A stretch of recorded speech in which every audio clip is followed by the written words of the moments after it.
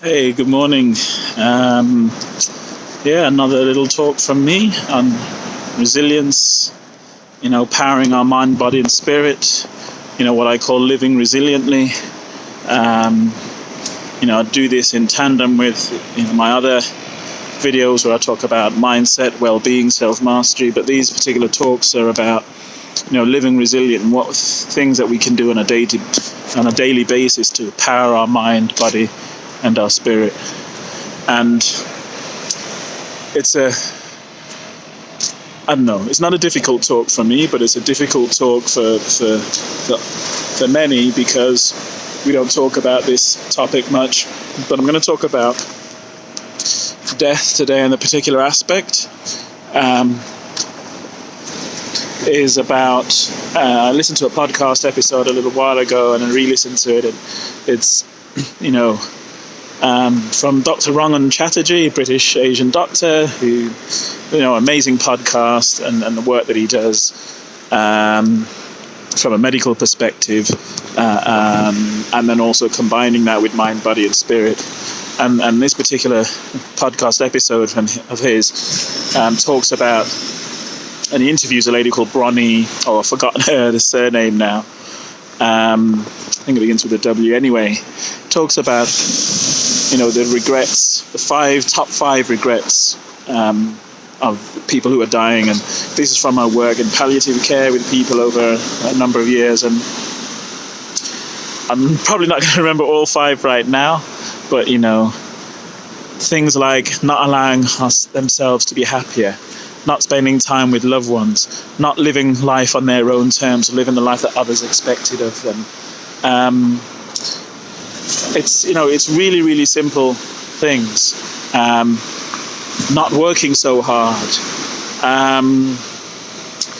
And so, when we talk about those things and we consider, the top five things that people who have passed away, who's soon going to pass away, have regrets about the lives that they've lived, or the lives that they wish they had lived.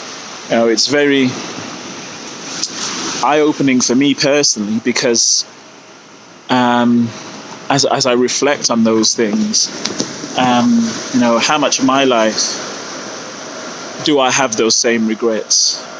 And what can I do right now in order to be able to mitigate getting to that stage where I also end up having those regrets. And it's something that I've done personally and previously anyway, just because of some of the personal and really impactful experiences that I've had, in particular in the last 10 years or so. So this isn't really a challenge. I often mention a challenge, just really something for us all to consider. If we were going to die tomorrow, what regrets would you have? What regrets would I have? What regrets would we all have? And can we do something about it today, right now? I don't know. I'm not saying it's possible. You might be listening to this in a situation that you can't do that.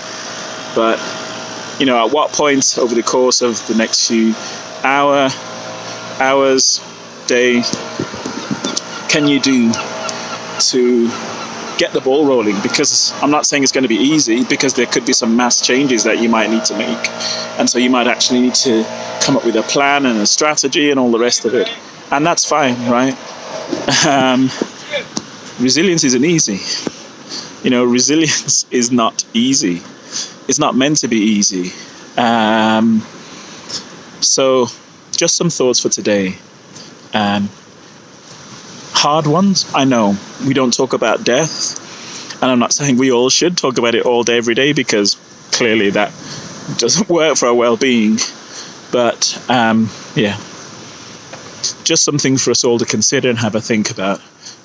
What could we do differently in our lives so that we don't end up with regrets? And I'm not talking about big, crazy, massive, going to create a bucket list and do these 150 things, because, I don't know who invented that bucket list thing, because I get it. I really do get it. But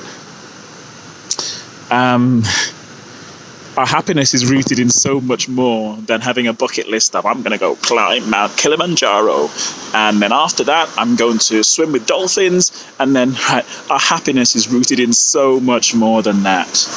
The top 5 regrets of the dying doesn't include any of those things. Take the hint, all right? Okay, as usual, said with love and respect, bless up on one note.